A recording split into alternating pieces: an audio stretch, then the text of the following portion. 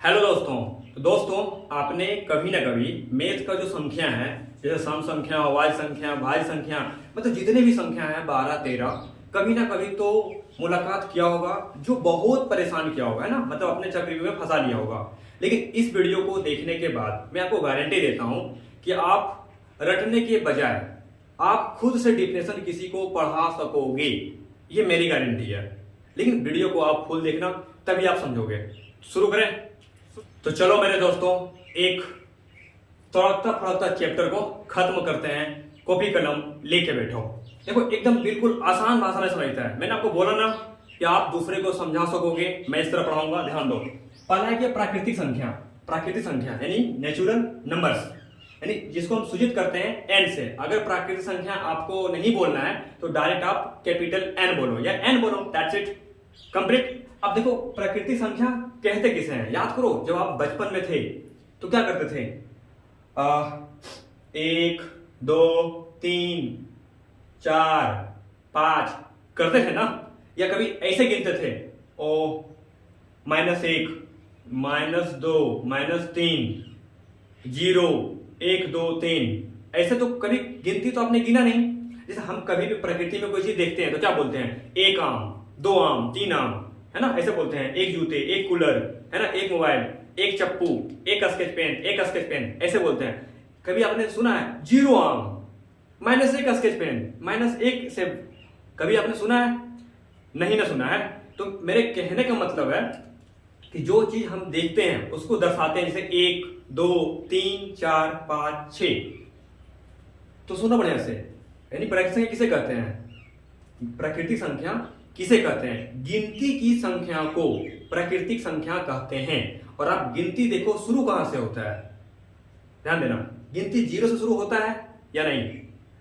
गिनती 1 शुरू करते हैं, ठीक है। हाँ, आपने सही सुना है। जैसे जो 0 है, 0 का खोज तो बाद में हुआ था ना। हमारे महान गणितज्ञ आर्यभट्ट ने 0 का खोज किए थे, समझ रहे हो। तो मैं आपको बताना चाहूंगा प्राकृतिक संख्या यानी गिनती। परिभाषा: गिनती की संख्या को प्राकृतिक संख्या कहते हैं। इसे n से सूचित करते हैं। जैसे 1 2 3 4 5 6 7 8 9 10 dot dot dot dot dot अनंत तक चल जाएगा। इसका से बताओ, अभी बताओ कि इसका कैसे हम दर्शा सकते हैं कि ये गिनती लास्ट 1 लाख तक होगा? नहीं ना। 1 लाख 1, 1 लाख 2, 1 करोड़ 1, 1 करोड़ 2, अरब 1 अरब 1, खरब 1 खरब 1, नील 1 नील 1, है ना। पदम 10 पदम, जितना आप कर सकते हो। संख महासंख, है ना, और आगे आता है। तो इसका एग्जांपल क्या हो जाएगा? इसका एग्जांपल आपको जो लिखोगे, एग्जांपल क्या लिखोगे? जैसे क्या लिखोगे? 1 2 3 4 5 डॉट डॉट डॉट अनंत। समझ रहे हो ना? हो जाएगा यहां तक क्लियर? यानी कि फिर से रिपीट करते हैं। प्राकृतिक संख्या किसे कहते हैं? गिनती की संख्या को प्राकृतिक संख्या कहते हैं। क्लियर? एग्जांपल भी हमने दे दिया, समझा भी दिया कि हम लोग बच्चों में उंगली गिनते थे। 1 2 3 4 5 6 7 8 9 10 11 12 13 14 15 16 17 18 19 20 डॉट डॉट डॉट डॉट कहीं नहीं जा सकते हैं। क्लियर? अब आते हैं पूर्ण संख्या पर। पूर्ण संख्या किसे कहते हैं? देखो, जब तक 0 का खोज यानी शून्य का खोज नहीं हुआ था तब तक ये संख्या अपूर्ण था। लेकिन जैसे 0 का खोज किए थे कौन? हमारे महान गणितज्ञ आर्यभट्ट ने, तब ये पूर्ण संख्या बन गया। यानी क्या? इसका डिफिनेशन कैसे बनाएंगे? प्राकृतिक संख्या में, ध्यान से, प्राकृतिक संख्या में यानी कि गिनती की संख्या में 0 को शामिल कर देने से, ध्यान से परिभाषा में बोल रहा हूं, प्राकृतिक संख्या में 0 को शामिल कर देने पर जो संख्या बनता है उसे पूर्ण संख्या कहते हैं। इसे W से सूचित करते हैं। समझ रहे हो? यानी कि प्राकृतिक संख्या में 0 को शामिल करने पर जो संख्या बनती है उसे पूर्ण संख्या कहते हैं। क्लियर? एग्जांपल देखो आप। पहले गिनती की संख्या 1 2 3 4 5 6 डॉट डॉट डॉट अनंत तक चल जाएगा। इसमें क्या बोला? किसको शामिल करने पर? यस, 0 को शामिल करने पर। तो 0 को शामिल कर दो आप। हमने 0 को शामिल कर दिया तो क्या बन गया? तो ये बन गया आपका, देख लो बढ़िया से। यानी कि उम्मीद है आपको प्राकृतिक संख्या समझ आ गया होगा और पूर्ण संख्या समझ आ गया होगा। बढ़िया तरीके से आप परिभाषा एक बार लिख लो, बढ़िया से सुन लो हम क्या बोल रहे हैं और समझ लो, बाद बाकी देखना है, ठीक है। अब आते हैं पूर्णांक संख्या में। देखो पूर्णांक संख्या एकदम इजी है, इसमें जो है ना संख्या मिला जुला हो सकता है। अच्छा मैं आपको अगर पूछूं कि, ध्यान देना, मैं अगर आपसे पूछूं कि संख्या कितने प्रकार से हो सकता है, या माइनस हो सकता है, ठीक है, या शून्य हो सकता है, ठीक है, या प्लस हो सकता है, या ऋणात्मक, शून्य, धनात्मक, है ना। देखो सारी संख्याओं को शामिल करके, यानी कि संख्याओं का खानदान को जब शामिल करते हैं, यानी ऋणात्मक, जीरो और धनात्मक संख्या को जब शामिल करते हैं तो जो संख्या बनती है उसे पूर्णांक संख्या कहते हैं। ये हो गया आपका एक तरफ से खोटा भाषा में, लेकिन इसको लिखेंगे कैसे? इसको लिखना है कि पूर्ण संख्या में, ध्यान से, पूर्ण संख्या में जब ऋणात्मक संख्या को शामिल करते हैं तो जो संख्या बनती है उसे हम पूर्णांक संख्या कहते हैं और इसे जेड से सूचित करते हैं। माइंड हो गया? एकदम धीरे धीरे ध्यान दो। हम क्या बोले कि पूर्ण संख्या में 0, 1, 2, 3, 4 और 5 डॉट डॉट डॉट डॉट अनंत तक चल जाएगा। यानी कि पूर्ण संख्या में किसको शामिल करने से? तो ऋणात्मक संख्या को शामिल करने से। ऋणात्मक संख्या जो माइनस के साथ हो, -3, -2, -1 वगैरह वगैरह, है, यहाँ पे शामिल कर दो। -3, -2, -1 कोमा, ये आपका हो गया। देखो बढ़िया से, यानी कि देखो यहां से यहां, देखो यहां से यहां जब चेक आउट करोगे, ध्यान से, मैं आपको पूरा डिप में बताने वाला हूं। यहां से यहां जब चेक आउट करोगे, देखो ये, तो ये आपका हो गया कौन संख्या? ये आपका हो गया, बढ़िया देखो, ये आपका हो गया पूर्ण संख्या। और पूर्ण संख्या में हमने ऋणात्मक संख्या को शामिल कर दिया। अच्छा ऋणात्मक संख्या को शामिल कर दिया तो क्या हो गया? पूर्णांक संख्या हो गया। लेकिन आपको एक चीज डाउट होगा क्या कि ये 3 से शुरू होगा? नहीं, ये शुरू होगा आपका अनंत से। ये भी तो अनंत आएगा, अनंत से आपका आएगा अनंत। -1 लाख, -10 लाख, -10 करोड़, -15 संख, -15 पदम हो सकता है ना, एकदम मस्त तरीके से। समझ रहे हो? आपको कमेंट करना है कि जीरो का खोज हमारे कौन से महान गणितज्ञ ने खोज किए थे, शून्य का खोज।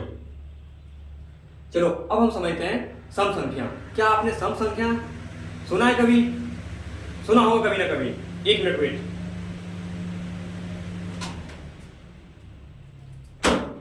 आपने कभी सम संख्या सुना है? कभी ना कभी तो इस सम संख्या सुना होगा। तो सम संख्या किसे कहते हैं? ध्यान देना बढ़िया तरीके से, जो जोड़ा में लग जाए। जैसे कभी आपने चप्पल पहना है तो चप्पल कितना होता है? 3। आप चप्पल 3 पहनते हो? नहीं, चप्पल 2 पहनते हो आप। जूते 2 पहनते हो आप। तो जो जोड़ा में हो ना, जोड़ा में हो, जोड़ा, शादी ब्याह, सही समझ रहे हो आप, जोड़ा में हो तो उसे हम क्या कहते हैं? उसे हम क्या कहते हैं? उसे हम कहते हैं सम संख्या। यानी जोड़ा, समझ रहे हो? जोड़ा 2, 4, 6, 8, 10 चप्पल से देख लो ना। यानी कि वैसी संख्या, यानी कि जो 2 से पूरा पूरा कट जाए, वैसी संख्या जो 2 से पूरा पूरा कट जाए उसे हम क्या कहते हैं? सम संख्या कहते हैं। तो एग्जांपल क्या आ जाएगा? देखो यहां पे एग्जांपल आ जाएगा 2, 4, 6, 8 डॉट डॉट डॉट अनंत। हाँ ये भी अनंत तो आएगा ना। 1 लाख, 1 लाख 2, 1 लाख 4, 10 पदम, 10 पदम 2, 10 पदम 4। लेकिन यहां पे देखो हमने जगह छोड़ा है। क्यों? क्या आप एक बात बताओ, क्या 0 एक सम संख्या हो सकती है? यस, 0 भी एक सम संख्या है। क्यों? आप देखो बढ़िया से, क्या 0 को अगर 2 से भाग देते हैं तो पूरा पूरा भाग लग रहा है या कट रहा है? इसका तो डिफिनेशन भी वही होता है ना। वैसी संख्या जो 2 से पूरा पूरा कट जाए या भाग लग जाए उसे हम सम संख्या कहते हैं। देखो पूरा पूरा भाग लग जा रहा है, आंसर कितना आ रहा है? 0, कट गया। 2 से भाग दोगे 2 को तो कितना आएगा? 1, यानी कि शेषफल कितना आ जाए आपका? 0 आ जाए, उसे हम सम संख्या कहते हैं। क्लियर? स्क्रीनशॉट लो या आप लिखो, जो करना है करो। तो चलो मेरे दोस्तों अब हम समझते हैं ये सारी संख्याओं को। सबसे पहले देखो अब आता है विषम संख्या किसे कहते हैं। तो कितना इजी है। वैसी संख्या जो 2 से पूरा पूरा नहीं कटे, यानी शेषफल 1 आ जाए, उसे हम विषम संख्या कहते हैं और इसे हम ओ से सूचित करते हैं। जैसे एग्जांपल देखो, अगर एग्जांपल लेना चाहो तो क्या क्या आ जाएगा? 1 आ जाएगा, 3 आ जाएगा, 5 आ जाएगा और 7 और 9 डॉट डॉट डॉट आते रहेगा आपका, यानी अनंत तक आ जाएगा। समझ रहे हो? बस फिर से मैं रिपीट करता हूं, विषम संख्या किसे कहते हैं? यानी वो ऐसी संख्या जो 2 से पूरी तरह से नहीं कटे, यानी पूरा पूरा नहीं कटेगा। जैसे 2 देखो, 2 से क्या होता है? 2 से 2 कट जाता है पूरा से 4, 2 से कट जाता है, लेकिन 3 को काटो पूरा से, 1 को काटो पूरा पूरा पूरा कट रहा है, दशमलव में आंसर आ रहा है, तो उसे हम क्या कहते हैं? विषम संख्या। क्लियर? अब आते हैं क्या अभाज्य संख्या किसे कहते हैं। देखो ये जो संख्या है ये बहुत घमंडी संख्या है। ये क्या कहता है कि हम वैसी संख्या हैं जो खुद से कटेंगे और केवल 1 से कटेंगे, यानी वैसी संख्या जो खुद से और 1 से कटे, यानी अभाज्य संख्या किसे कहते हैं? वैसी संख्या जो 1 से और खुद से कटती है उसे हम अभाज्य संख्या कहते हैं। इसे पी से सूचित करते हैं। नहीं समझ रहे हो? इसे ध्यान दो। क्या एग्जाम्पल में अगर मैं लूं तो क्या इसमें 1 आएगा, 2 आएगा, 3, 5, 7, 11 ... क्या 9 ले सकते हैं? ध्यान देना। क्या 1 ले सकते हैं? ध्यान देना। क्या 15 ले सकते हैं? ध्यान देना। अब देखो, अब दिक्कत क्या है, अब आपने सोचा क्या वही संख्या जो 1 से कटे और खुद से कटे, तो 1 तो आना चाहिए अभाज्य संख्या में, लेकिन ध्यान देना जब कटे ना तो उसका फैक्टर 2 चीज टूटे। जैसे देखो अगर मैं लेता हूं 2, तो बताओ क्या दो किस किस पहाड़ा में है? तो 2 पहाड़ा में है, 1 में और 2 में। 3 किस किस पहाड़ा में है? 1 में और 3 में। लेकिन अगर बात करते हो आप 1 का, अभी आपने जैसे बोला ना अभी कि हम बात कर रहे हैं 1, तो 1 क्या अभाज्य संख्या हो सकता है? तो नहीं हो सकता। क्यों? 1 केवल देखो 1 के टेबल में है, बाकी किसी के टेबल में नहीं है, तो 1 हो नहीं सकता। और अभाज्य संख्या क्या कहता है? जो खुद से कटे और 1 से कटे। तो खुद से कटे, देखो खुद से कट रहा है और 1 से कट रहा है, तो ये है, ये भी है, ये भी है। क्या 9 है? मैं ध्यान दो, क्या 9 हो सकता है? देखो 9 नहीं हो सकता। क्यों नहीं हो सकता? क्योंकि 9 देखो किस किस टेबल में है? 1 में है, 3 में भी है और 9 में भी है। तो देखो ये दोनों में तो है ही और इसमें भी हो गया, तो ये नहीं, 9 भी नहीं हो सकता। 1 होगा? नहीं। तो शुरू कहां से होगा? 2, 3, 5, 7, 11 ... अनंत तक चल जाएगा, ये भी अनंत तक जाते रहेगा। तो यहां से समझो सबसे छोटी अभाज्य संख्या 1 नहीं, कौन होगा? 2। समझ रहे हो? मैं आपसे क्वेश्चन करना चाहता हूं कि सबसे छोटी अभाज्य संख्या कौन सी है? आप कमेंट में बताना। अब आओ भाज्य संख्या को योगिक संख्या कहते हैं, जिसे हम सी से सूचित करते हैं। यानी ध्यान देना, ये भाज्य संख्या किसे कहते हैं? देखो ये एक ऐसी संख्या है जो 1 से तो कटती है और खुद से कटती है और किसी और संख्या से कट जाती है। यानी वैसी संख्या जो 1 से कटती हो और खुद से कटती हो और किसी और संख्या से कटती हो, उसे हम भाज्य संख्या कहते हैं। एग्जांपल देखो, ध्यान देना। एग्जांपल में ध्यान देना, 1 होगा, 2 होगा, 3 होगा, 4 होगा, 5 होगा, 6 होगा। एक एग्जांपल ही ले लिया, ... फिर लगाऊं 4 होगा, 6 होगा, ध्यान से 4 होगा, 6 होगा, 8 होगा, 9 होगा और 10 होगा ... अब ध्यान देना, क्या 2 जो है योग भाज्य संख्या है? हमने क्या बोला? वही संख्या जो 1 से कटे, खुद से कटे और कोई एक संख्या और से कटना चाहिए। तो देखो 2 केवल किस में है? तो पता चलेगा कि 2 केवल 2 संख्या में, 1 में है, 2 में है। क्या तीसरा संख्या है जिससे 2 कट रहा है? तो नहीं, ये नहीं होगा। 4 को देखो, 4 किस संख्या में है? तो पता चलेगा 1 में है, 2 में है और 4 में है। यस, तो ये आपका एग्जाम्पल हो जाएगा। क्योंकि वैसा संख्या जो खुद से कटे, 1 से कटे और कोई और संख्या से कट जाए, उसे हम भाज्य संख्या कहते हैं। क्लियर? अब आते हैं सहभाज्य संख्या किसे कहते हैं। मतलब वैसा संख्या, मतलब 2 संख्याओं के बीच का जो महत्तम आएगा, यानी कि HCF आएगा, वो 1 होना चाहिए, उसी को हम सहभाज्य संख्या कहते हैं। एग्जाम्पल देखो 2, 3। अब बताओ 2, 3 के बीच HCF कितना आएगा? 1 आएगा। उसी तरह 8, 9, ये हमेशा जोड़ा में होता है। उसके बाद 15, 16। नहीं समझ आ रहा है? ध्यान दो, 2 से आप 3 को HCF निकालो, कितना आएगा? देखो हमेशा कितना आएगा HCF? हमेशा HCF आना चाहिए 1। जिसका HCF 1 आ जाए उसे हम सहअभाज्य संख्या कहते हैं। इसको लिखो या स्क्रीनशॉट लो, जल्दी करो। तो चलो मेरे दोस्त जल्दी से पूरी संख्या का निचोड़ निकाल लेते हैं। ये 5 संख्या हमने और ले लिया है ताकि आपको संख्या को खानदान का खात्मा कर सको बढ़िया तरीके से। आपको डरना नहीं है, मैथ में नंबर छोड़ना नहीं है, केवल मैथ में नंबर लूटना है। ठीक है, ध्यान दो। परिमेय संख्या किसे कहते हैं? पहले मैं आपको डिफिनेशन बता देता हूं, फिर मैं एग्जांपल लिखवा दूंगा। ठीक है, मतलब वैसी संख्या जिसे अंश बटा हर के रूप में लिखा जा सके, यानी जिसका भिन्न हो। फिर से रिपीट करते हैं, वैसी संख्या जिसे अंश बटा हर के रूप में लिखा जा सके उसे हम परिमेय संख्या कहते हैं। और हर में 0, हर का मान जो है वो 0 नहीं होना चाहिए। यानी फिर से दूसरा भाषा, वैसी संख्या जिसे p बटा q के रूप में लिखा जा सके जहां q का मान 0 नहीं होना चाहिए। क्यों नहीं होना चाहिए, आओ देखते हैं। क्या बोला कि वैसी संख्या जिसे p बटा q के रूप में लिखा जा सके, p का मान हो 5 और q का मान हो 6, तो कितना आ गया देखो 5/6। तो वैसी संख्या जिसे हम p बटा q के रूप में लिखा जा सके, यानी बट्टा में आना चाहिए वो 5/4, 12/2 है ना, 1/2। और क्या बोला कि q जो है वो 0 के बराबर नहीं होना चाहिए। क्यों नहीं होना चाहिए, क्योंकि अगर कोई भी संख्या को आप 0 से जब भागा दोगे तो कितना आएगा, नहीं समझ रहे हो। जैसे 5 आदमी है, उसमें क्या करो, छोड़ो, एक आदमी है उसमें उसको 0 रुपया दे दो, या 5 आदमी है, आप सबको क्या करो, 5 आदमी को 0 रुपये से भागा दे दो, कितना आएगा आंसर। यार आंसर आता ही नहीं है। यानी कि आप एक बात बताओ, आपको बताना है कि 0 जो है, नहीं मैं ही बता देता हूं, क्या 0 परिमेय संख्या में आएगा या नहीं।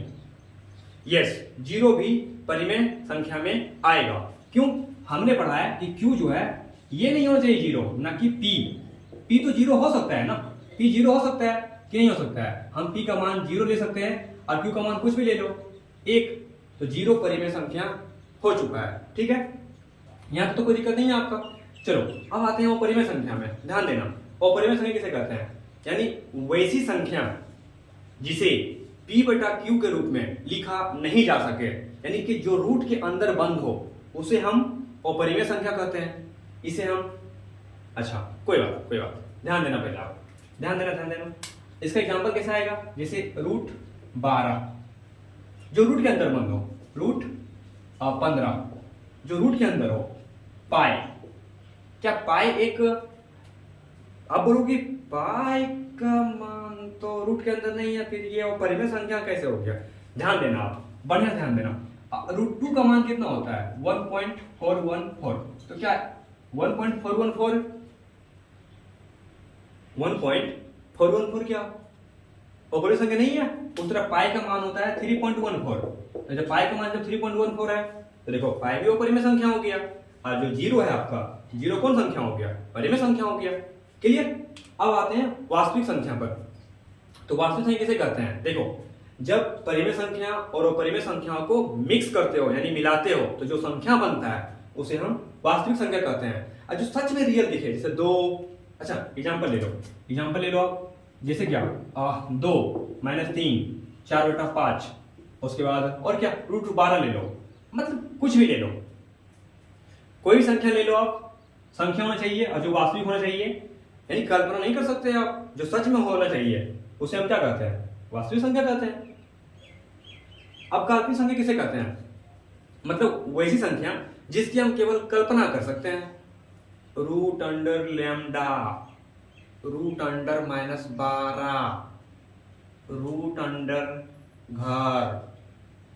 √4i, √6, √7, मतलब कुछ ही बोल सकते हैं हम। ध्यान दो, काल्पनिक में क्या करेंगे, √−4, √−4i, कुछ भी केवल कल्पना कर सकते हैं हम, उसमें उसे हम क्या कर सकते हैं, काल्पनिक संख्या कहते हैं। अब आओ मिश्र संख्या या सम्मिश्र संख्या किसे कहते हैं, मतलब वास्तविक संख्या और काल्पनिक संख्या को जब आप मिलाते हो ना तो बनता है मिश्र संख्या।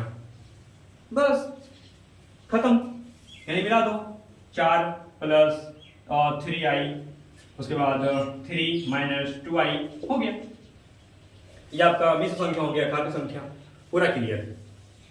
तो मैंने क्या बोला था कि आप संख्याओं को ऐसा पढ़ोगे, ऐसा समझोगे कि आप दूसरों को पढ़ा और समझा सको।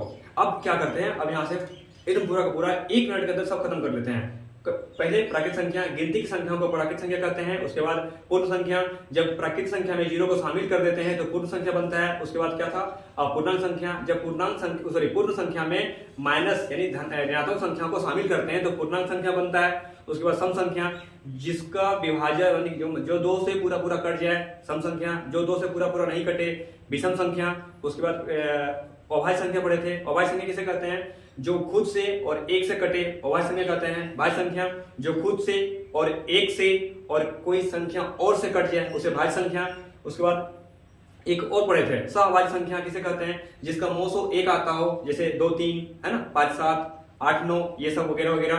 उसके बाद फिर मैंने पढ़ा था परिमेय संख्या, जिसे p बटा q के रूप में लिखा जा सके, और परिमेय संख्या p बटा q के रूप में नहीं लिखा जा सके। उसके बाद वास्तविक संख्या जो सच में रियल में हो, जिसका हम कल्पना नहीं वास्तविक तरीके से देख सकते हैं, जैसे 2 3 बटे 5 -3 बटे 5 है ना, √12 ये सब। और उसके बाद काल्पनिक संख्या जिसका हम केवल कल्पना कर सकते हैं, √12 √-i ये वगैरह वगैरह। सम्मिश्र संख्या क्या कहते हैं, किसे कहते हैं, वास्तविक संख्या और काल्पनिक संख्या के मिश्रण जब तैयार करोगे तो आपको बनेगा सम्मिश्र संख्या। क्लियर? ठीक है, तो मेरे दोस्तों मिलते हैं अगले वीडियो में, और आपको वीडियो चाहिए किस टॉपिक पर वो आप कमेंट करके बताना, और वीडियो कैसा लगा कमेंट करके यही बताना। ठीक है, जय हिंद, बाय बाय।